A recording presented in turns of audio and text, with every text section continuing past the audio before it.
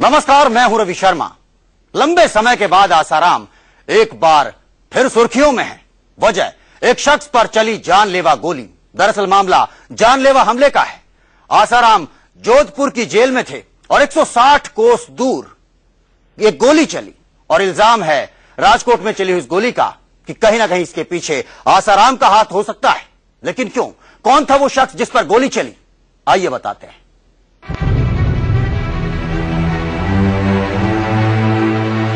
Asaram jail में मंत्र जपते रहे। राजकोट में कांड हो गया।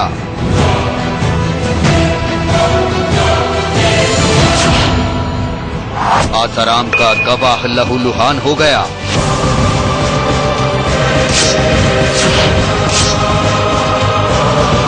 किसने कराया गवाह को खून खून?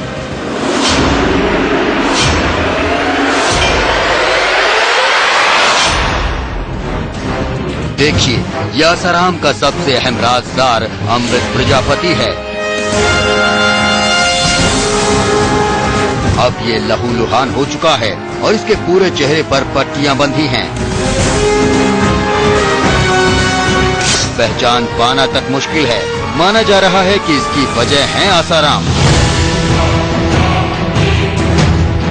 जी हां, जोधपुर जेल में बंद आसाराम पर प्रजापति पर हुए जानलेवा हमले का शक जताया जा रहा है। तारीख 23 मई 2013, वक्त दोपहर 1:30। जगह ऋषि भवन आयुर्वेदिक अस्पताल, राजकोट।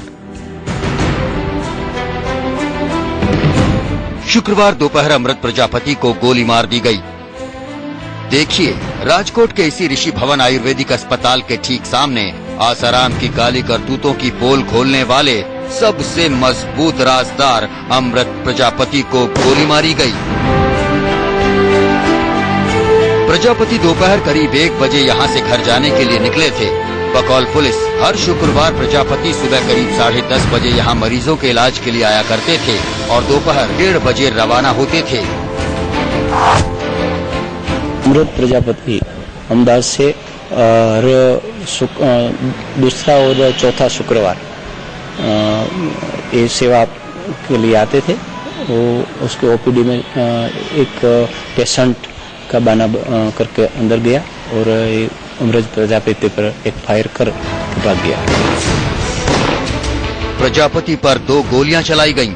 एक गोली प्रजापति के चेहरे पर जा लगी और वो लहूलुहान होकर जमीन पर गिर गए। बताया जाता है कि हमलावर पूरी तैयारी के साथ आए थे। प्रजापति को राजकोट के वोकहार्ट अस्पताल में भर्ती कराया गया है। प्रजापति के चेहरे पर चोट आई है। हालांकि प्रजापति अभी खतरे से पूरी तरह बाहर नहीं है, लेकिन हमले से लगता है कि हमलावरों का इरादा प्रजापति का कत्ल करना ही था। अभी जो दाढ़ी वाली अपनी दांत के नीचे चिन्ह होता है, वहाँ पे उनको गोली लगी है जो सर के पीछे भाग से निकल गई है। उनको प्लास्टिक सर्जन और आईसीयू के स्पेशलिस्ट के अंडर के ट्रीटमेंट में रखा गया है और उनकी ब्लीडिंग के प्रयास कर रहे हैं स्टॉप करने के और आईसीयू में अंडर ऑब्जर्वेशन है। वारदात के तरीके से जाहिर है कि हमलावरों को प्रजापति के यहाँ आने और जाने के बारे में पूरी जानकारी थी। शक है कि इस हमले में आसाराम के गुर्गों का हाथ हो सकता है। हालांकि पुलिस अभी खुलकर कुछ भी नहीं कह रही है, लेकिन सूत्रों के मुताबिक पुलिस को भी शक है कि इसमें आसाराम के साधकों का ही हाथ हो सकता है। नारायण साईं मामले में अहम गवाहों पर होने वाले हमलों की फहरिस्त में वैद्य अमृत प्रजापति पर राजकोट में हुआ गोलीकांड सबसे सुनियोजित तरीके से रेकी करके किया गया कायराना हरकत है। अन्य गवाहों की माने तो इसके पीछे आसाराम और नारायण साईं के गुर्गों ने ही इस घटना को अंजाम दिया है। वो पहले आसाराम आश्रम में 15 साल रहे, बाद में उसको कोई डिस्प्यूट हुआ, 3 साल से वहाँ आश्रम छोड़ दिया है। बाद में ये नाड़ी वैद्य थे, तो आयुर्वेदिक सारवार कर रहे थे ना। अभी तो वो उसकी ट्रीटमेंट वोकहार्ट हॉस्पिटल में चालू है। बाद में उसका स्टेटमेंट लेने के बाद आगे की कार्यवाही करेंगे। वारदात अंजाम देने के बाद आरोपी फरार हो गए और अभी तक उनका कोई सुराग नहीं मिला है। उधर प्रजापति पर हुए जानलेवा हमले के बाद से आसाराम केस से जुड़े बाकी गवाह भी डरे हुए हैं। उन्होंने मुझे पहले ही चेताया था इस बारे में कि हमला कभी भी हो सकता है। तो जैसे कि मैं मतलब पहले से ही मैंने जोधपुर पुलिस थी या अहमदाबाद पुलिस थी, उनको भी इस बारे में सूचना दी थी कि हम पे हमला कभी भी हो सकता है और ये कोई आज पहली घटना नहीं है। ये मैं बहुत पहले समय से ही बोलता आ रहा हूँ। करीब 95 से लेकर के अब तक इन लोगों ने बहुत ज्यादा जीना मुश्किल बना रखा था। हाँ, भय तो है ही, खतरा तो है ही, क्योंकि आशाराम एक बहुत बड़े गुंडे हैं। वो कभी भी किसी तरह किसी भी लेवल तक जा सकते हैं। राजकोट से 160 कोस दूर बैठे आसाराम भले ही जेल में हैं, कहने को उन्होंने कुछ नहीं किया, लेकिन प्रजापति पर हुए इस हमले से आसाराम की मुसीबतें बढ़ना तय है। आगे आपको ये बताएंगे कि अगर इस हमले को आसाराम के गुर्गों ने अंजाम दिया तो कैसे आसाराम के सर पर आसमान टूटने वाला है। राजकोट से मयूर सोनी के साथ एहतियाब शेख, इंदौर, इंडिया न्यूज।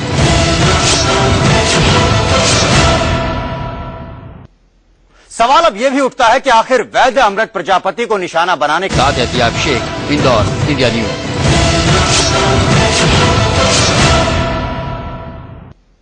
सवाल अब यह भी उठता है कि आखिर वैद्य अमृत प्रजापति को निशाना बनाने का शक आसाराम और उनके चेलों पर क्यों जा रहा है। दरअसल इसकी वजह है कि अमृत प्रजापति वो शख्स है जो कभी आसाराम का पर्सनल वैद्य हुआ करता था। वो आसाराम की रग रग से वाकिफ था और जब से आसाराम जेल गए वो लगातार आसाराम के राज फाश कर रहा था।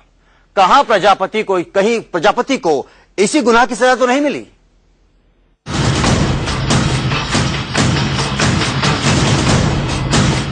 ये कल के प्रजापति थे। नीता वैद्य, वो जो पंचेट गुट्टी जिसको नाम उन्होंने कोडवर्ड रखा है, जिसमें अफीम पड़ता है, वो उनको दवाई के रूप में दे देगी। और ये है आज का प्रजापति।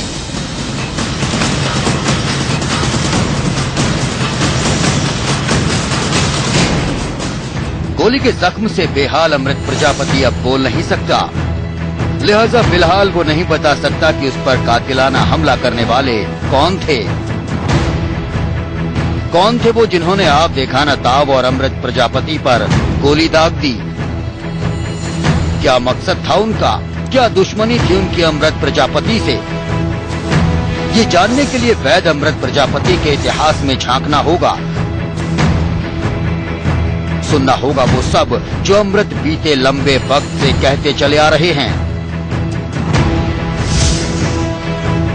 जिस लड़की पर 4 से 5 टॉर्च लगाए, उसका मतलब वो एजेंट लोग समझ जाते हैं उनके कि इस लड़की को अब ध्यान के लिए तैयार करना है। ये ध्यान उनकी परिभाषा है, दुष्कर्म। ध्यान मतलब दुष्कर्म। अमृत प्रजापति कभी आसाराम का पर्सनल वैद्य हुआ करता था। वो आसाराम के इशारे पर हर एक वो दवाई बनाता था जिसका हुक्म उसे आसाराम सुनाया करते थे। लेकिन वैद्य अमृत प्रजापति को असल हैरानी तब हुई जब उसे ये पता चला कि आयुर्वेद से आसाराम की असल दरकार मर्दाना ताकत बढ़ाने वाली दवाइयों की थी। पहले वो शक्तिवर्धक, वीर्यवर्धक दवाइयों का बहुत सेवन करते थे। जैसे वो अश्वगंधा, शतावरी, विदारी कंद से बना हुआ एक गुरुत्पान रोज 75 ग्राम लेते थे। आसाराम से अमृत प्रजापति ने जब इन दवाइयों को खाने का सबब पूछा तो कथित तौर पर अमृत प्रजापति के साथ आश्रम में मौजूद आसाराम के गुर्गों ने मारपीट की और उसे आश्रम से बाहर निकाल दिया।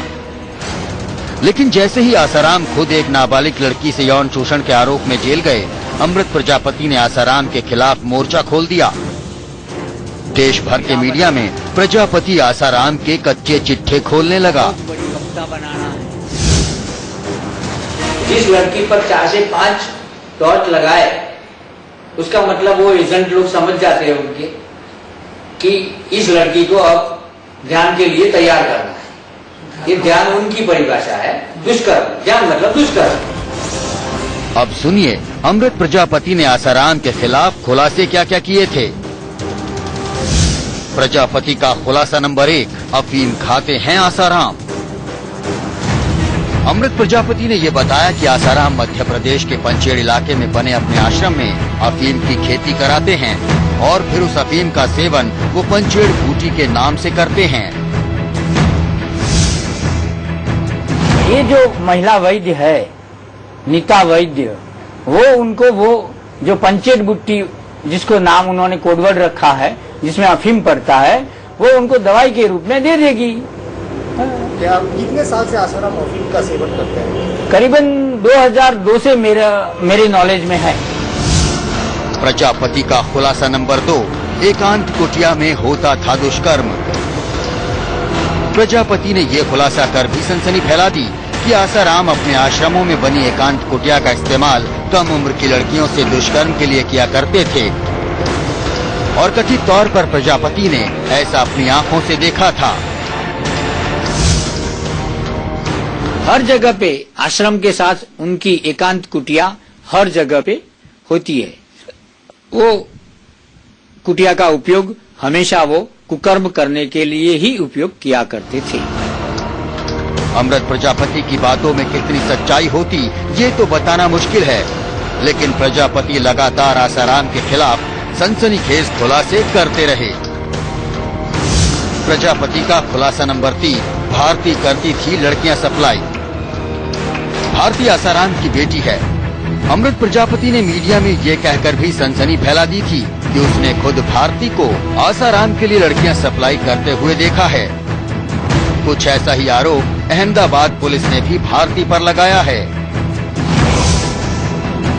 मुझे ये पता है कि उनकी बेटी भारती, वो आसाराम के फोन करने पर और जो आसाराम की चॉइस वाली जो लड़की है उसको अपनी गाड़ी में बिठा करके वो आसाराम के फार्म हाउस तक ले जाती थी।